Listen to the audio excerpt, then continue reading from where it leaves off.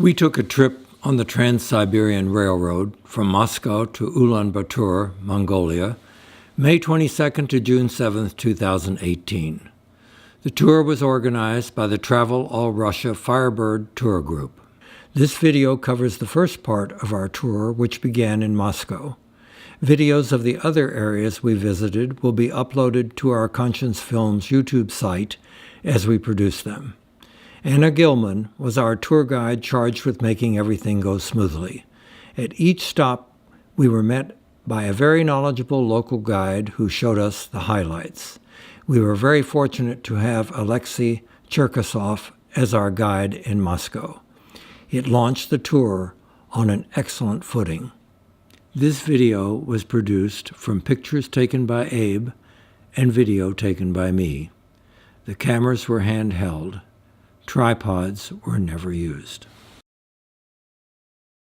Moscow is approximately 870 years old because it was first mentioned in the chronicles in 1147. It may be older, but this is the official date. At that time, Moscow Kremlin was made of wood. It was much smaller than today. At a certain time, from 10 o'clock in the morning up to 5 or 6 o'clock, depends on time of the year.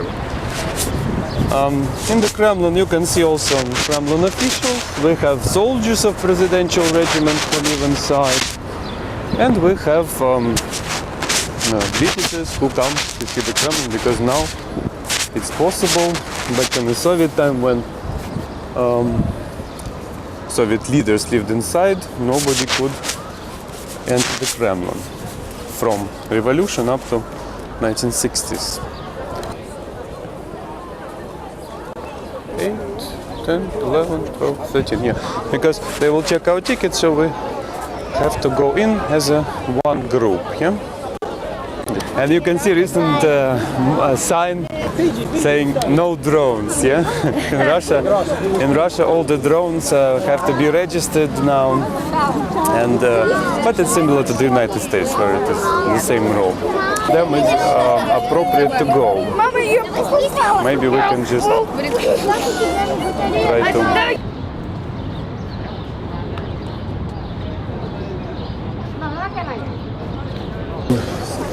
Italians came here to build the Kremlin since Prince Ivan the Great, Ivan III, married to last Byzantine princess.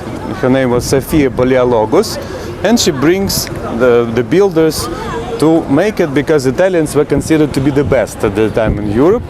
And if you've been to Milan, they have a beautiful castle called Sforza Castle, which actually was copied to Moscow. So this is the shape, the seagull's, I don't know, tail, the swallow's tail, yeah? The shape of the wall is actually copied from Milan, and if you go there you can see original. And from Moscow they copied it all over Russia. What does it mean, Kremlin? For us this word Kremlin means fortress. So we don't have only one Kremlin in Moscow, but we have about 30 Kremlins all over Russia. This is just called Moscow Kremlin. And Sophia brought not only Italian masters, but also a double-headed eagle. So maybe you know the double-headed eagle is coat of arms of many countries today, but for us it's a symbol of Byzantine Empire. So we claim to be successors of Byzantine Empire. So Kremlin was built at the end of the 15th century, existed, was never destroyed up to modern time. And then Peter the Great, Russian ruler, moved capital from Moscow to St. Petersburg in 1714. So capital was not here for a while, up to revolution. And before that, all the rulers used to come here to be crowned, because Moscow was a sacred place for all Russians and historic capital, and only one main cathedral of Moscow was appropriate for coronation. After the first coronation happened here at the end of the 15th century, last coronation happened in 1896. It was Emperor Nicholas II who was crowned. After the revolution, Lenin and his Bolsheviks came here and settled down in the Kremlin. They lived inside, and only in 1960s Kremlin was open to public. So before that it was not available to anybody. Unless you invited, you could not see the Kremlin. As for 1941, when we had Nazis coming to Russia, we can say that they made very smart move. They actually, Stalin hired the painters to paint the roofs of the Kremlin to look like residential area, to look like park. Lenin's tomb also was covered, so all the towers were covered, and they made a model of the Kremlin of paper mache, actually on the opposite bank of Moskva River. And that's how German pilots, they didn't have GPS or anything like this, they dropped bombs on whatever they saw there, and it was a model. An original was damaged more by Bolsheviks than by Germans. It's an ironic truth, yeah? We are going to walk inside. So as you understand, Kremlin was surrounded by water from each side. Right there, the opposite side of the Kremlin, we still have Moskva River, our main river. And here used to be another river called Neglинная. But now you can see a beautiful park called Alexander Garden. In the 19th century, they thought that river is not necessary here, so they put it into big underground pipe. And now we have a park on the place of the river. And these two rivers were connected artificially on Red Square by the big moat, which doesn't exist today as well, yeah? And I invite you, dear ladies and gentlemen, to start our walk inside, yeah, just to look at beautiful buildings of different epochs.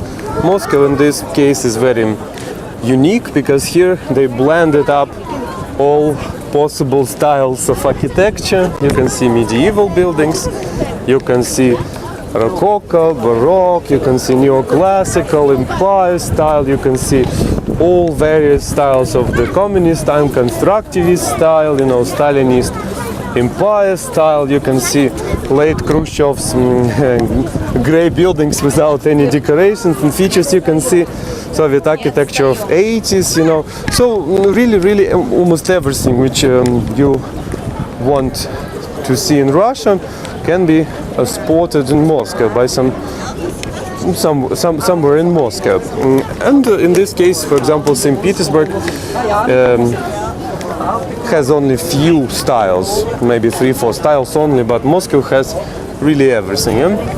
Right here on the bridge you can see ceremonial guards. These ceremonial guards live in Kremlin and they participate in the ceremonies of the president, and also they stand here for 1 hour to greet all the visitors of the Kremlin. Also you can see ceremonial guards at the tomb of unknown soldier in the garden.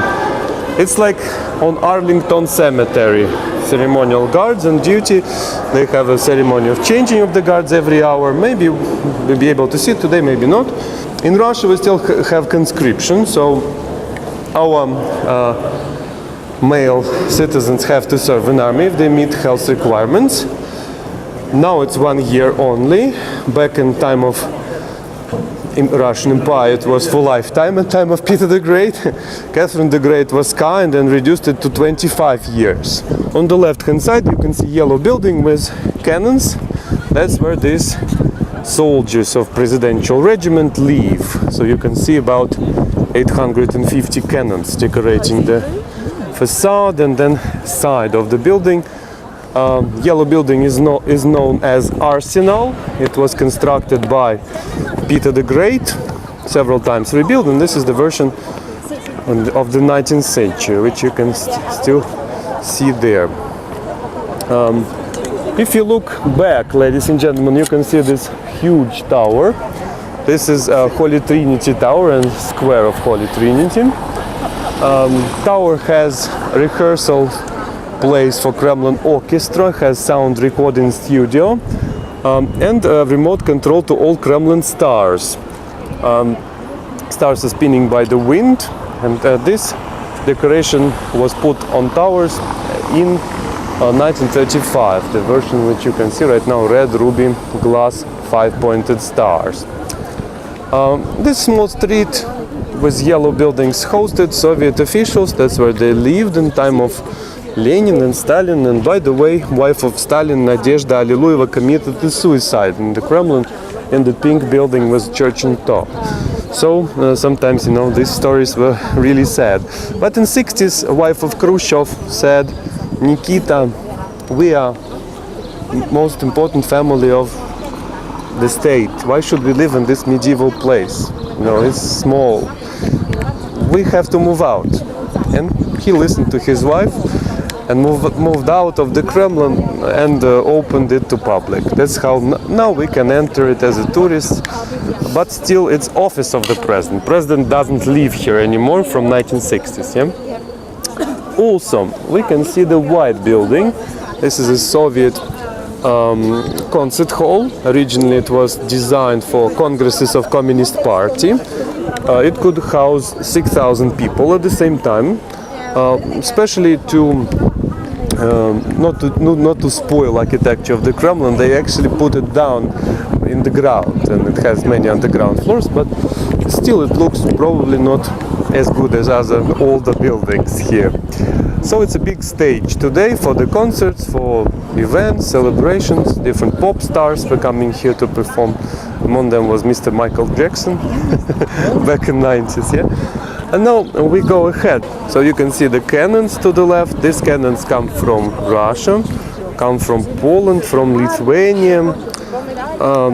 Some of these cannons were captured from Napoleon in Russian-French War of 1812.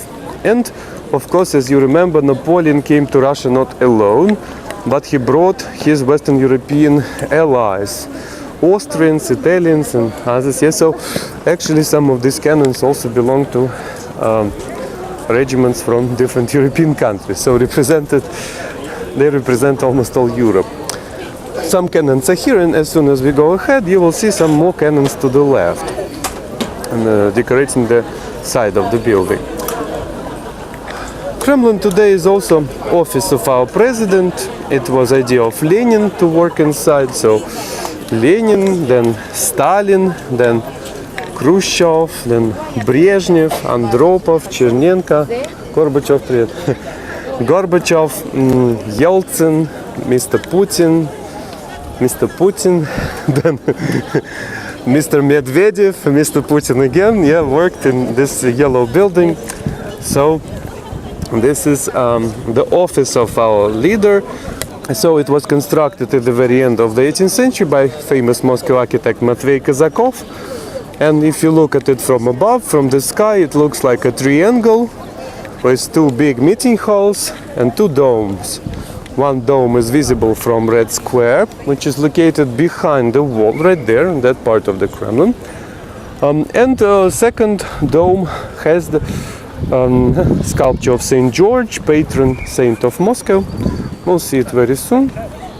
And this is the office of president. Unfortunately, it's not open to public as White House or like Buckingham Palace. Yeah, nobody can go inside unless he is invited. Mr. Putin works inside. And a few facts about Mr. Putin, since he's a president today.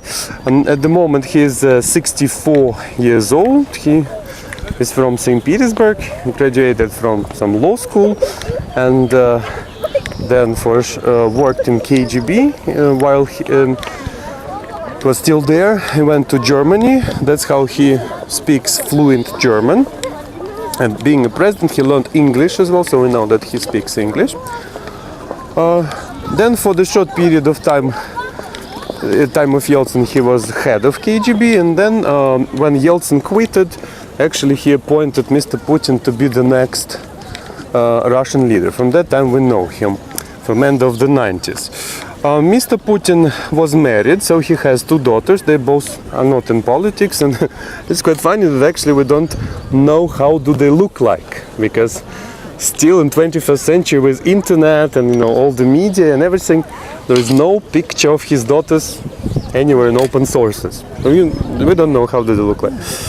When they asked him why, he said, I want them to have a normal life. Yeah. And we know that they're married, they have children, but they divorced with his wife.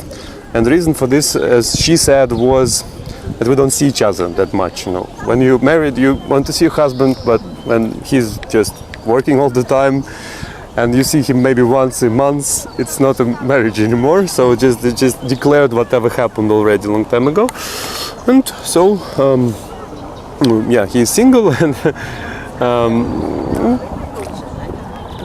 now presidential term is 6 years. So he was inaugurated last time 7th of May, and probably the last term, as we think, because it can't last forever. Yeah?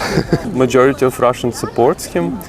And mainly people who are against Mr. Putin, they like millennials, you know, because they never seen other political leader of the other country where they were born and still it. Yeah, so this is the Senate building, and if we move maybe just a little bit, you will see the dome with St. George right there. And this is the patron saint of Moscow.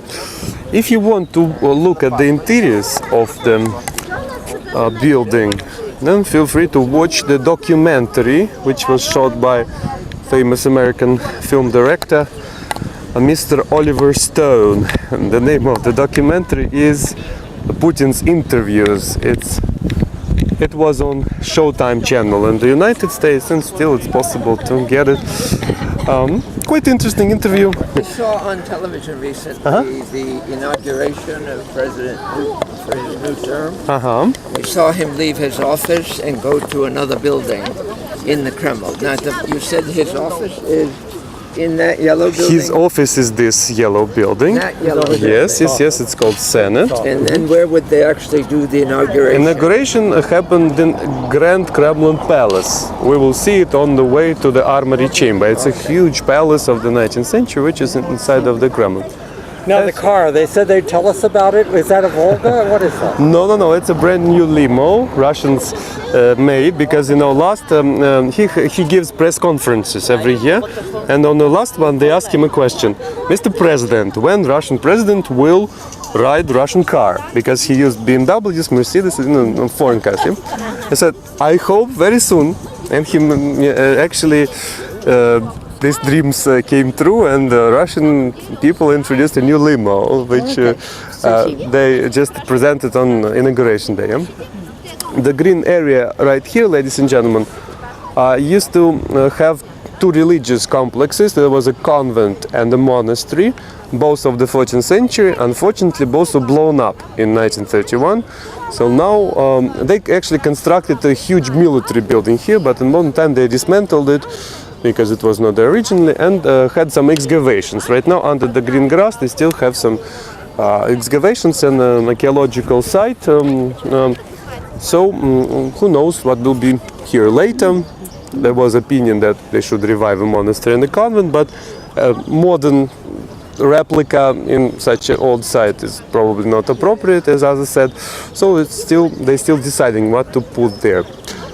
And of course you maybe noticed some small cannons on the way, and here we have the biggest cannon of medieval time, which is called Tsar Cannon.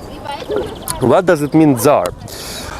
This is old Russian term which comes from Latin Caesar. So Tsar means the ruler of the country. You can see the cannon in 16th century Moscow Tsar, Russian Tsar Fyodor Ivanovich commissioned this cannon to protect the city. Main reason was to impress the enemies. Try to imagine that caliber of the cannon is 890 millimeters. Overall weight of the cannon and the carriage is 55 tons. So the upper part is the old one. It was casted in 1586, and bottom part is modern one. It was made in St. Petersburg in 1835 to correspond well with the cannon. The cannonballs are in front of the cannon. They are fake, they are empty inside, and they're just here to show the caliber of the cannon. In fact, this cannon was never ever used as they think. Maybe they made just one test shot and that was all. But the reason for casting it was very simple. You show the weapon and make your enemies go away, because it's impressive and they don't want to attack you. The same idea as we have nuclear weapons here. Hopefully nobody is going to use them, but just they're here to show that we have them. The same idea with the medieval cannon. So Tsar Cannon, 1586, made in Moscow by famous master Andrei Chekhov. Mostly Kremlin is a museum, so mostly tourists come here, but from time to time they allow church to serve inside of the cathedrals, and then they use the bells. And also on a Saturday they have a small parade for the summertime. That's when they ring the bells as well. So we are approaching the biggest bell ever made in Russia. And as you can guess, the name of the bell is Tsar Bell. So Tsar Cannon, Tsar Bell. Tsar Bell. The history of this bell starts in 18th century.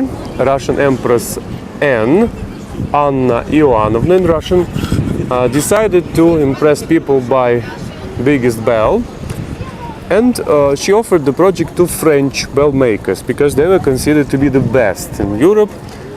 They refused, insane, to even think to cast a bell like this. And then two Russian people volunteered. Father and son Motoriny offered their services to Russian Empress. They made them casting pit in the Kremlin, prepared everything for a couple of years, and then 2 days without a break they were casting this bell. Let's go a little bit to the right to see the image of the Empress, which is on the bell. Right here you can see Empress Anne. As soon as the bell was finished, unfortunately, terrible fire started. The pit was covered with wood, started to burn, dropped down, and the bell was damaged. It cracked. So never ever they were able to use the bell. Underneath you can see the enormous clapper for the bell, but also it's just history because it was never used. And here you can see the crack of the bell. If you look to this front side, you can see the piece which was separated during this fire. Now the weight, ladies and gentlemen. Bell weighs 200 tons. Can you imagine? The crack weighs 11.5 tons. This is the weight of 2 elephants. So they made the bell, but I don't know what they were thinking about, but in fact they could never lift it up, and for 103 years bell remained in a pit in the ground. And this is Cathedral Square, because we have churches here. So let's start clockwise, from this church, ladies and gentlemen. Beautiful church with 4 silver and 1 golden dome, made in mixture of Italian and Russian style. Italians took part in the construction, obviously, because you can see they use some of the features of their architecture. These beautiful shells, they represent Virgin Mary according to symbolism of Italian churches. Then you can see the 2 floors of the church. This is typical for Italian cathedrals, but at the same time narrow windows and these domes, they look Russian. So this is combination of 2 styles. Original church was here in medieval time, but as a chronicle said, it was overloaded by coffins because it was a burial church. So they decided to pull it down and to build the biggest, more spacious cathedral to put all tombs inside. This church was built at the very beginning of the 16th century by Italian architect. Then, dear friends, look at this beautiful church with 9 golden domes. It's called Annunciation Church. Annunciation was a private church of the Tsar, where he would pray with his family, where he would meet his spiritual father to confess, to talk to him. And it was connected to palace. You were asking where did inauguration happen. So it actually happened in this yellow building of the 19th century called Grand Kremlin Palace. It replaced all the palace of the 15th century, and the church was connected to it. So this is 15th century church. Then you can see oldest civilian building in Moscow, the white square building called Chamber of Facets. This building was supposed to be a throne hall of the Tsar, where he meets his ambassadors, where he eats, where he has councils with his highest officials. It's a big square room with a pillar in the middle. Unfortunately, we are not able to visit it, but it's part of Grand Kremlin Palace. Between two buildings, you can see small church with one golden dome. That was home church of spiritual leaders of Russian Orthodox Church, metropolitans. Russia takes eastern branch of Christianity, Greek Orthodox tradition in 10th century, and we are biggest by number of followers, Greek Orthodox Church. We have 15 Orthodox communities all over the world, and three types of clergy, priests, deacons, and bishops. So the highest bishop in Russian Orthodox Church was called Metropolitan of Kiev and all Rus. Then when Kiev lost its importance, Metropolitan of Vladimir and all Rus. Vladimir was our capital in 12th century. And then we can say that at the end of the 14th century, Moscow claimed to be the main city of these principalities. So, Metropolitan of Moscow and all Russia. From the 16th century, we got new title, Patriarch of Moscow and all Russia. So, before the patriarchs, metropolitans had this church as their private church, where they prayed privately without 80 people. And then main church of the Kremlin is this beautiful church with 5 golden domes. It's called Assumption Cathedral, using Roman Catholic terms, or Dormition Cathedral, using Orthodox terms. Dormition Cathedral is the place of coronations, place of burials of the bishops, and main church of Russia from the 15th century. Yeah? Next to it, to the right, you can see white building with a church of 12 apostles, dates back to 17th century. It was the home church and palace of Patriarch, so head of the church from the 17th century. Then you can see yellow building, which we have already seen, Putin's office, Senate. And the highest building of the square is Bell Tower of Ivan the Great. So this is Cathedral Square, ladies and gentlemen. Well, I think there is a queue there, so maybe we go first to different church, just to avoid standing in a queue. All the sermons and all the confessions, everything is in modern Russian. Only the service is in Church Slavonic. But it's, to my opinion, it's beautiful language. Was crowned in this church. Right in the middle, they would make a stage for the ceremony, and then you can see gala exit. So they would go out here.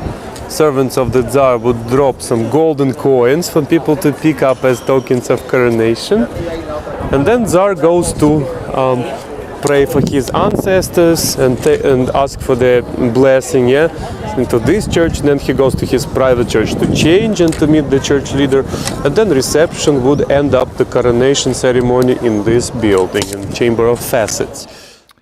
Videos of the coronation of Tsar Nicholas II in 1896 are available on the internet.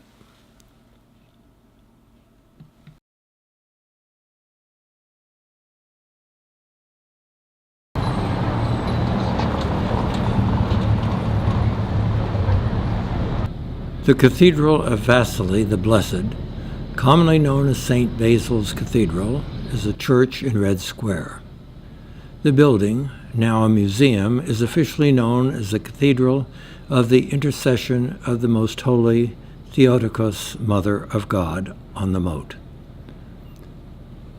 It was built from 1555 to 1561 on orders from Ivan the Terrible, and commemorates the capture of Kazan and Astrakhan.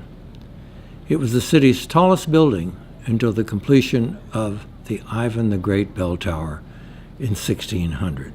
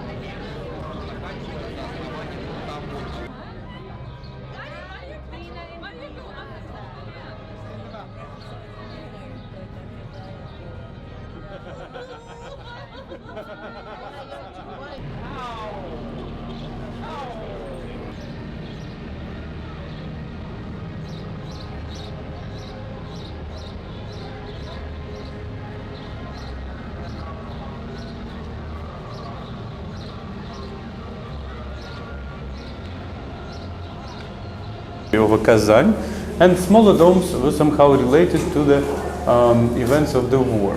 There are two floors of the church. You can see that we are now the ground floor, where we had mostly storage rooms, and upstairs there are some churches. Yes, so overall here we have 10 churches. Official name of the church is Intercession Cathedral on the Moat. On the day of intercession, Ivan IV won the war in Kazan.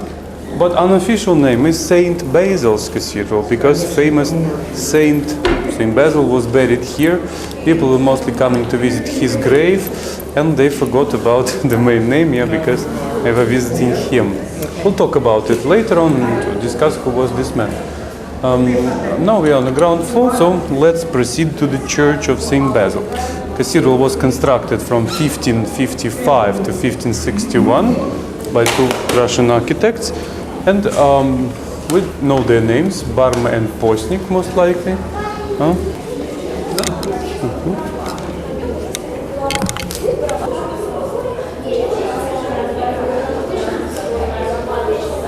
Famous saint, in 1588, they constructed a chapel above his burial. That's where we are now.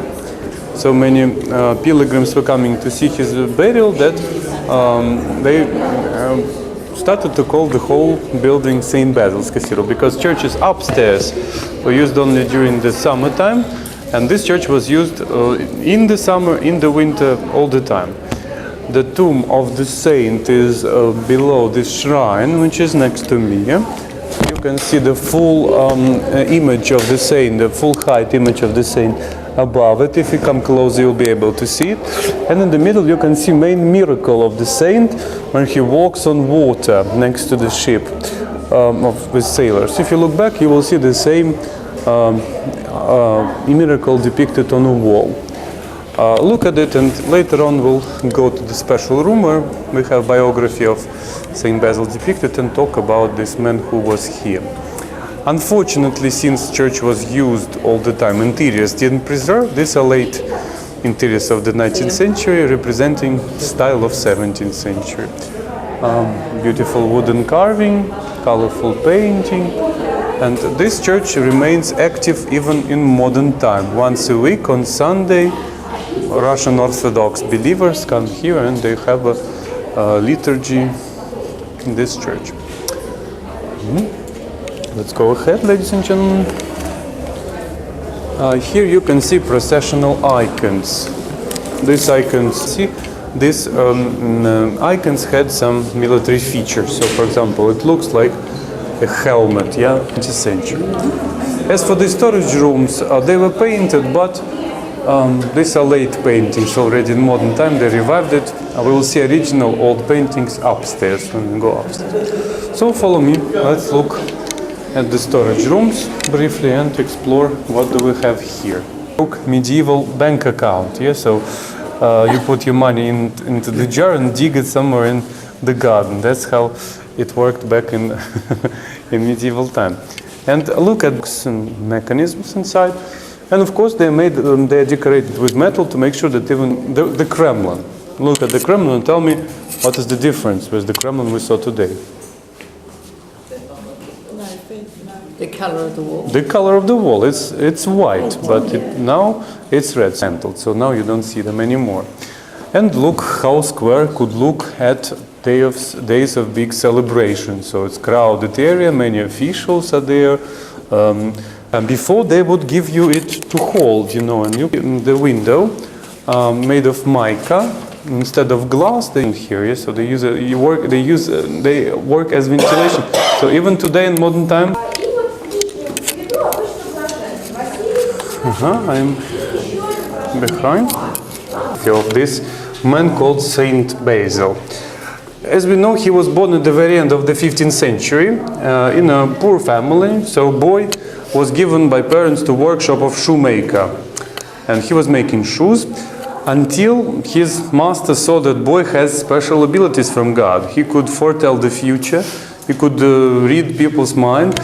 So once a customer came and he said, I want to get boots which I will not wear out for 1 year.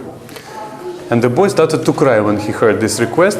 When master asked the boy, why were you crying? He said, this man will die very soon, so boots will be not very helpful for him. And there are some miracles which are depicted according to biography of the saint. So you can see that being 16, he started to live on streets of Moscow completely naked, and they thought, oh, he's just crazy mad man, homeless man. But very soon people saw that he has a special ability to talk to people in parables, that he defends the truth. So for example, try to imagine Red Square is marketplace. There are people, vendors selling the food, beverages, everything. And then some homeless man runs to the table of some vendor and he turns his table upside down. And of course he is angry, he is beating him. But then people realize that this merchant is cheating, that he is not very, honest, or his food is not good, or something is wrong with him. So they treated this homeless man as a defender of truth, and we call these people holy fools, or fools in Christ's name in Christian tradition. Yeah? So, for example, he cries one day in front of the church the whole day, and then church burned down, according to this story. So he could feel it. Once he was invited by the Tsar to the feast and given a cup of mead to drink. Instead of drinking, he poured it out on the floor and asked him, what is wrong with you? Why don't you respect the Tsar? And he said, I'm putting fire in Novgorod. Messenger was sent because Novgorod is a city far away from Moscow. He arrives to Novgorod and the people told him there was a terrible fire. But all of a sudden we saw a man with a cup and fire stopped. Yeah, so the Tsar started to believe that this man is really powerful. And the miracle we saw on the tomb, the ship and him. So Russia started to trade with Persians in 16th century. So sailors were in Caspian Sea coming back home and the storm started. So they started to pray to St. Basil and he appeared and saved them. This miracle was considered to be most special because there were some non-Christian witnesses. The sailors from Persia, they also saw him and also admitted that he was there. And finally, when he dies, you can see Tsar and his wife, they buried him personally. And that's why the many pilgrims started to come and just admit that some miracles are happening. That's how church canonized him. And later on, they made this beautiful embroidery. Some Russian noble ladies made this embroidery of St. Basil, and it used to be covering his tomb. Unfortunately, embroidery lost some precious stones and metal because in the Soviet time it was just taken away. Yeah? So 16th century, can you imagine, it's such a good shape after all these years. So Saint Basil is one of the saints who is buried in this church, and just now you have seen it. The Patron church, if you look above, you can see original letters of the 16th century there, and it says the church was consecrated on 12th of July 1661 in these old church Slavonic letters. And above the windows you can see the holes in the wall. These are resonators, acoustic features which I mentioned. And we'll see them in other chapels as well. And there are two different sides of the painting. So one side has this brick painting, as we call it. The second side has the later paintings of the 19th century, flowers, saints, some geometrical patterns, and they on purpose kept them both to show you how church was painted in history. Icons of the original church didn't survive, unfortunately, but in the 18th century, the end of the 18th century, they put up this contemporary style iconostasis and neo-Gothical style. You can see Saint Basil to the right, you can see main icon of intercession here, and that's how interiors look today. What is all about intercession? What does it mean? The holiday was introduced in time of Byzantine Empire, when in 8th century Constantinople was attacked by some tribes possibly they were Slavonic tribes at that time, pagans, and the city didn't have an army. It was supposed to be captured, and all people got together and they started to pray to Virgin Mary. And according to legend, she appeared in a vision. You can see her like here on a cloud. Yeah, they see the vision, or maybe here as well, the same icon. So she saved the city, and all of a sudden these tribes left and the city was saved. So Greeks started to celebrate this day as Day of Intercession of Virgin Mary, so protecting power of Virgin Mary, if you like. And on the Day of Intercession, Ivan captured Kazan. That's how they named it after it. So this is the main chapel. Next to the main chapel, you can see these side chapels. Here, for example, chapel of Saint Cyprian and Justina is here, and we keep interiors of the 19th century, not so old. And we go straight and to the left, and there is a storage room, quite interesting one. Again, this step, be careful. A small treasure of the cathedral was here. Watch this step. To the right and one to the left. Actually came from the original church. They were probably sold to some countryside church and then brought back. As you can. What can you see here besides the icons? You can see beautiful icons of the 16th century, of the saints. You can see the icons. This is, for example, the kit for the priest to go and give communion to people when they're like sick, sick people. And some icons related to the saints of the church. Saint Nicholas here, Intercession of Virgin Mary, beautiful embroidery. And for example, you can see the deacon's vestment here. Yeah, so that's a small treasure, ladies and gentlemen.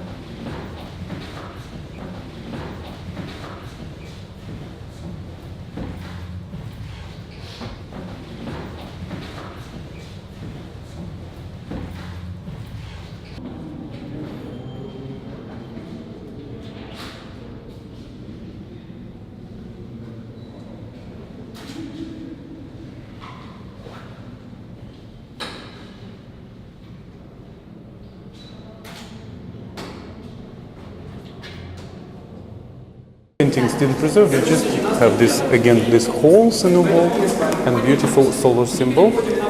Now you can sit on the benches, ladies and gentlemen, and we'll be able to make this church alive. And our choir, Doris, will sing for us and offer us some Russian Orthodox hymn, yeah, maybe.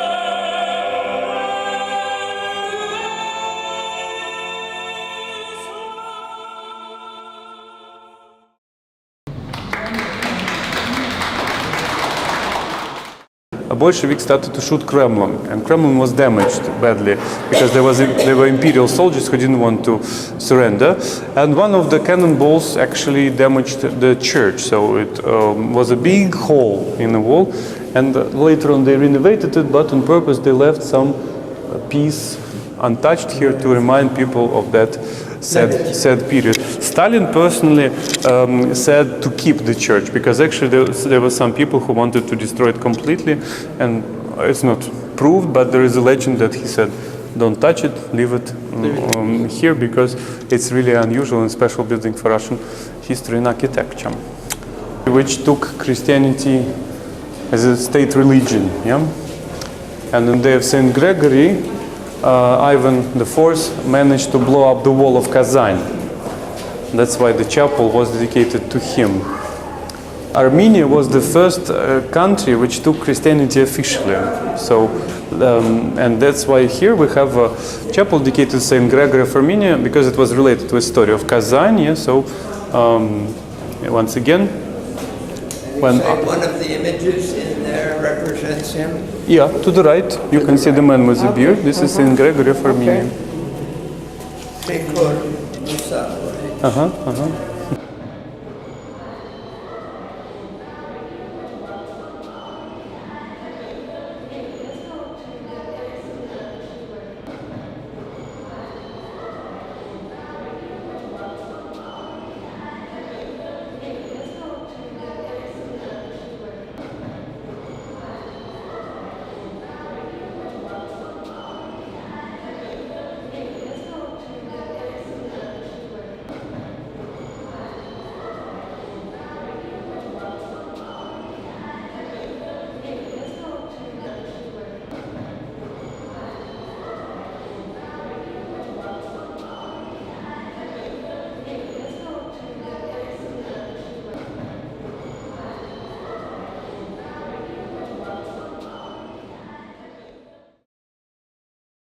This way to look at the graveyard.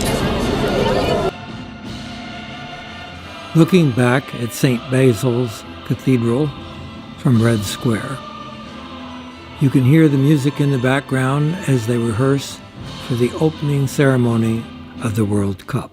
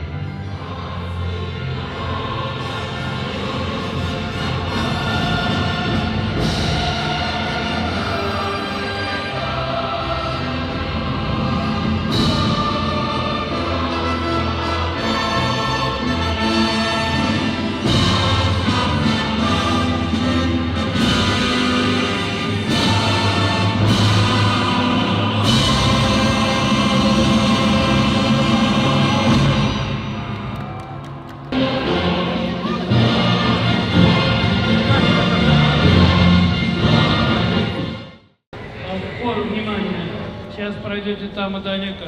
Еще напоминаю. Сейчас там и далеко, пожалуйста. So Lenin was embalmed and put inside in 1924, and then next leader was Stalin, who was there from 1924 to 1953. In 1953 Stalin dies, and they embalmed him as well, and they put his body next to Lenin. So there were two people at the same time, and they changed the inscription. It said not only Lenin, but Lenin and Stalin. Body of Stalin was there up to 1961, when Nikita Khrushchev changed opinion about Stalin in the state, and he said that Stalin is not our hero. Since he killed so many people, we should not let him be next to Lenin. And that body was taken out of the burial of the tomb and put behind. And we'll show you where it is right now. So if we move a little bit to the left, but here you can see the Stalin's tomb, the grey bust in the middle. There are some flowers next to it. Yeah, this is Stalin right there. And where's Lenin? Up there somewhere. Lenin is inside of this building. Yeah. So, as for the Stalin, today we have quite opposite opinions about him. So it's hard to tell what people think. Can you imagine that we even don't have official numbers how many people died in the Stalinist purges? The lowest number you can find in books is 2 million people died in purges. The highest number is actually 20 million people. So something in between 2 and 20 died in Stalinist purges in 1930s. In 1961 they tried to kind of erase this history with Stalin's achievements and to omit his name in all official documents and so on. And after Stalin's death, Khrushchev was there, who died and was never buried on the square because nobody liked him when he died, you know. And then Brezhnev, maybe you remember Brezhnev already, yes, so leader of Soviet state in 80s and like in the end of the 60s and 80s. Brezhnev was there for 18 years and was the time of stagnation when, you know, almost nothing was going on in the country. Country was slowly fading. And then two more leaders, Andropov and Chernenko, were buried next to them, and that were the last leaders ever buried on the cemetery. Then was Boris Yeltsin, but he was already buried, not here, but in a different cemetery. And it's already a different story, modern Russia, yeah? So I invite you to continue our walk, ladies and gentlemen. Now we'll go inside of the GUM department store too.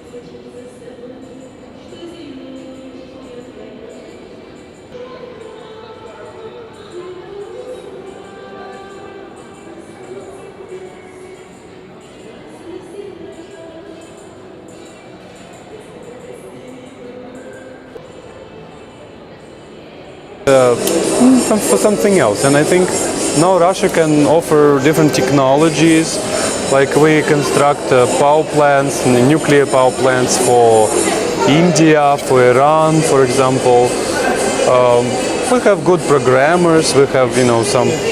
And the power plants, are those companies or is that the government that's doing that? We have the state-owned agency, like kind of Russian nuclear agency. And then they export the technology. Yeah. They not only export, but they maintain them, and it's like long-term contracts which they do for many countries. And of course we have big experience in this field, so it costs a lot. Then space programs, as you know, for example, Americans stopped the shuttle program because it was not very safe and way too expensive, and now you just pay us to send your astronauts to space. You raised the price when we stopped the shuttle program. Well, this is how capitalism works. You have healthcare for all. Pardon? Healthcare for all. Yes, for healthcare we are going to talk about it later on. Just free healthcare right now. So it's a Soviet heritage. We have bad and good.